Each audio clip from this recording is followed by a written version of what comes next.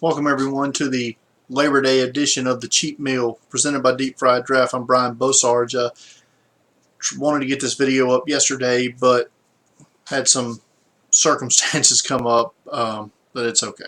We're going to talk about the cuts of note that came down when rosters went from 75 to 53.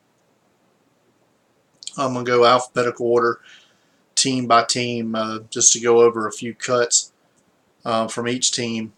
If I don't mention a team, it's because I didn't really think that they had any cuts that were unexpected, so to speak. Also going to review some games that I've had from between the quick snack videos and this, just games I haven't had a chance to talk about yet. I'm going to go over a few of those as well. Let's get started with the cuts. We're going to start with Arizona. Arizona released or waived cornerback Harlan Miller from Southeast Louisiana. This guy I really enjoyed at the Senior Bowl. I had him rated around, I had a 4th round grade on him, and the Cardinals waived him. He's since been brought back to their practice squad. Atlanta waived running back Brandon Wilds, a guy I had around a 5th round grade on out of South Carolina. He had a good preseason for Atlanta. I haven't seen if he's been brought back yet. Baltimore surprised a lot of people by releasing veteran running back Justin Forsett, which leads us to believe that they're satisfied with their young running backs, Terrence West and Kenneth Dixon. And but there is a chance that Forsett could be brought back after week 1 when veteran salaries aren't guaranteed. They also released Navy player Keenan Reynolds. They had him at wide receiver. I thought he would have been a better running back at the NFL level. Chance he could also be brought back to the practice squad, as well as outside linebacker Victor Ochi from Stony Brook. Thought he would fit in their system well. Carolina only had 5 draft picks. They waived 2 of the 5. They brought them both back to the practice squad, but one I was surprised the most about was Zach Sanchez, corner out of Oklahoma, a guy I had a top 100 grade on. They did keep Jeremy Cash, a safety from Duke, who they're playing as the safety outside linebacker hybrid. I had a top 100 grade on him, but he went undrafted due to knee concerns, but he did make their 53. Cincinnati released 3rd round pick from a year ago, Paul Dawson, to acquire Jeff Driscoll, a quarterback 6th round pick from Louisiana Tech that the 49ers waived.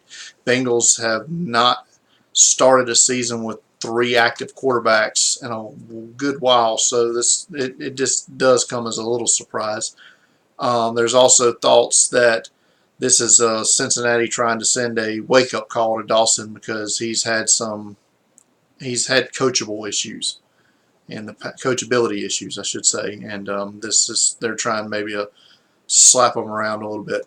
Out of Cleveland, who had 14 draft picks in last April's draft, all 14 on the opening day 53. Little surprising there. They waived Pierre Desir, a 4th round pick in 2015, a corner, who I know the draft community really liked, and but he was picked up by San Diego off waivers.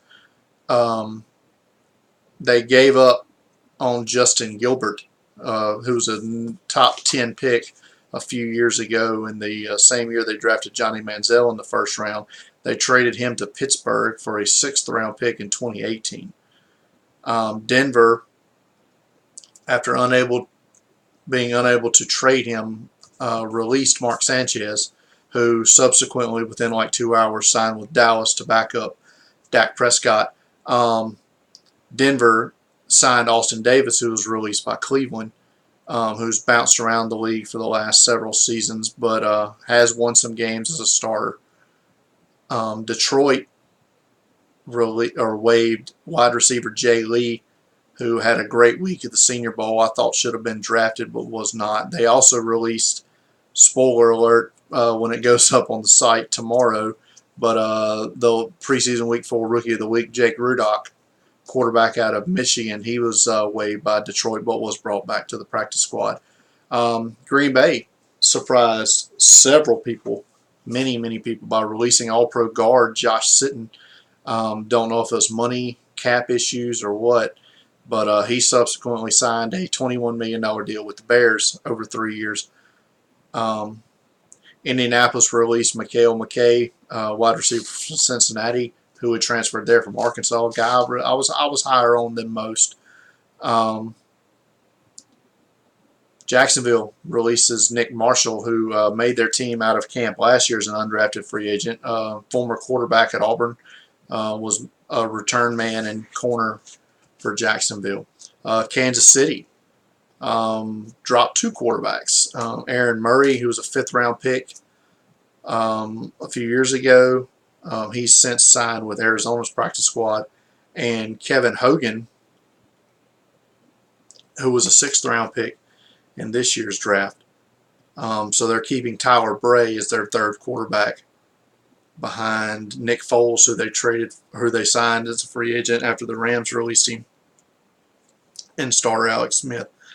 The Rams waived. They had a lot of receivers that I liked in their camp, so I knew not all of them would make it. And Paul McRoberts from Southeast Missouri State, who I thought excelled at the Senior Bowl, and Duke Williams, who had a lot of off-field issues at Auburn, was also released. They also released running back Aaron Green from TCU, another Senior Bowl standout for me. I haven't seen their practice squad signees yet, so all or a few of them or none of them could be on their practice squad. Yes, you'll tune in to Hard Knocks tomorrow night to find out. Minnesota released Moritz Boehringer, the German rookie, who is as raw can get. They drafted him in the 6th round. He was added to their practice squad, as well as Willie Beavers, who was the highest drafted player to be waived over the weekend. He was a 4th-round pick that baffled many because he was terrible at the Senior Bowl. He was not very good his senior year at Western Michigan, but Minnesota chose him in the 4th round. They waived him. He's on their practice squad. New England finally gives up on Aaron Dobson, a 2nd-round pick out of Marshall in 2013. They also released Genio Grissom, a 3rd-round pick, outside linebacker from Oklahoma, who was drafted in 2015. This guy, of all the guys I've seen at the Senior Bowl, that just looked like a football player, looked like like you designed a linebacker in a lab. This guy looked like it. His play didn't equal his looks, but was still drafted in the 3rd round, but New England bails on him. The Jets finally give up on D. Milliner, who was the 9th overall pick in 13, and that top 10 continues to just be a big bag of suck. I mean, Andrew Luck and Ziggy Ansah, and that's about it out of that top 10. They also released Jace Amaro, tight end from Texas Tech. They drafted in the 2nd round in 14. He subsequently signed with Tennessee. I mentioned earlier San Francisco getting rid of Jeff Driscoll. They also bailed out on Corey Lemonier, a 3rd-round pick in 13. He signed with Cleveland, or was picked up by Cleveland. Tampa Bay gets rid of Kenny Bell, wide receiver from Nebraska. He was a 5th-round pick in 15. Guy was higher on than most, had a top 100 grade on him coming out. He's had some ball security issues, and he was injuries and ball security. You're just not going to make it. I mean, so a miss there for me. Tennessee, their new staff, their new coaching staff, new front office, they are cleaning house of just about any and every pick made by the old guard.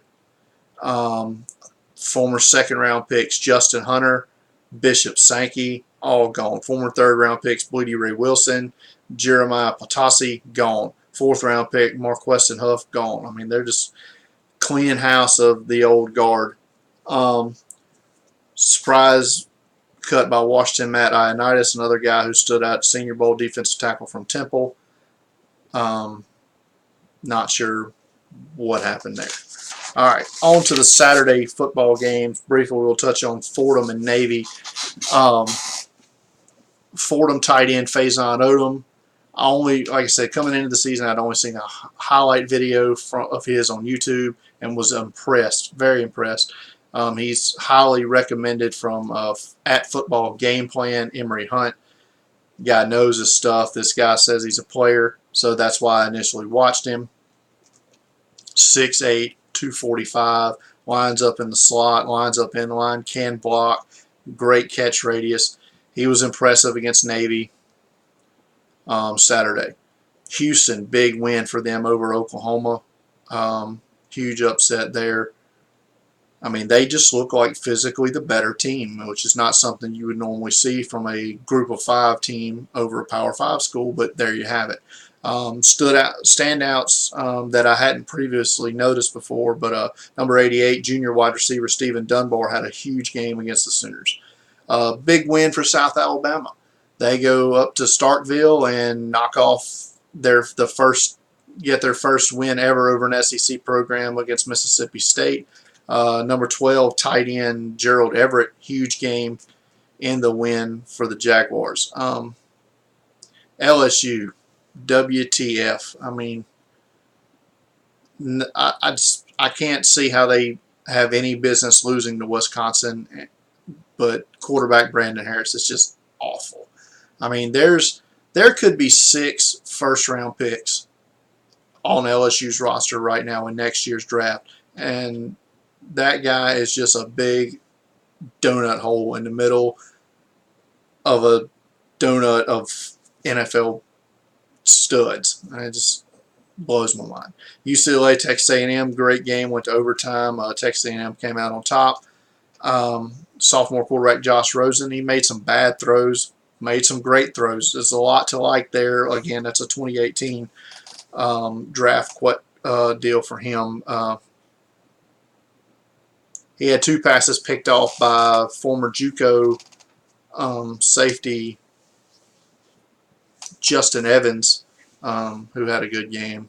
UCLA, Rosen wasn't helped, had several passes dropped by his receivers. Georgia, North Carolina, Kirby Smart gets his first career win as a head coach. Nick Chubb, coming off a shredded knee last year, you couldn't tell. Had over 30 carries, over 200 yards rushing.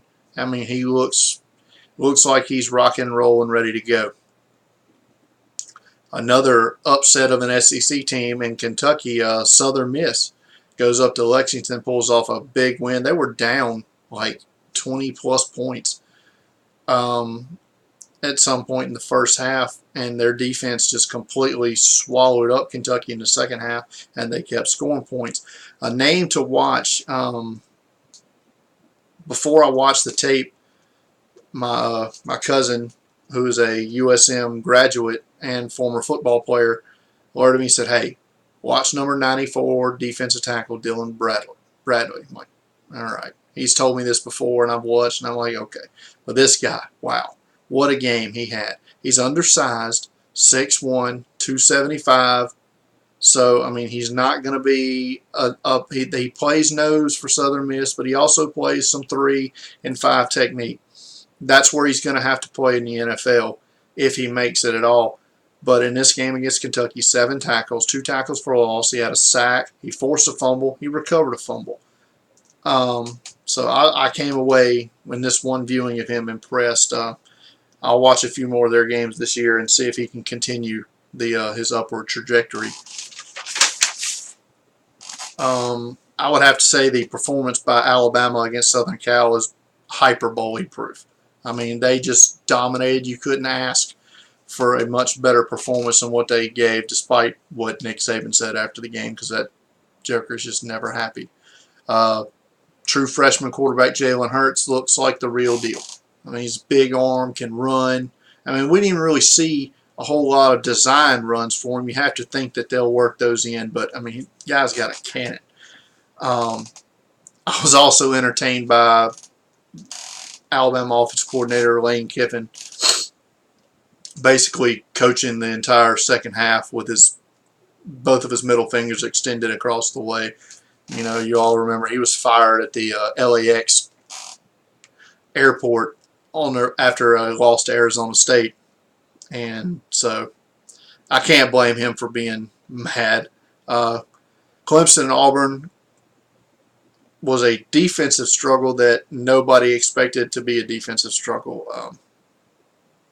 But Clemson quarterback junior Deshaun Watson, just back shoulder throw after back shoulder throw in this game. Auburn had no answer for it. Still got Arizona and BYU to watch.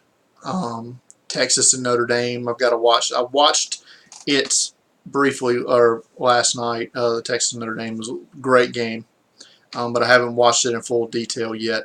Tonight on ESPN, you got Ole Miss and Florida State from Orlando. Should be a good one. Our next video will come Wednesday. We'll preview. We've got 12 games on tap next weekend, so we'll get into those games. So thanks for listening. Follow us on Twitter at Deep Fried Draft, Facebook.com/Deep Fried Draft. Go to YouTube, search Deep Fried Draft. Brian Bosarge, thanks for listening. Have a good rest of your Labor Day Monday.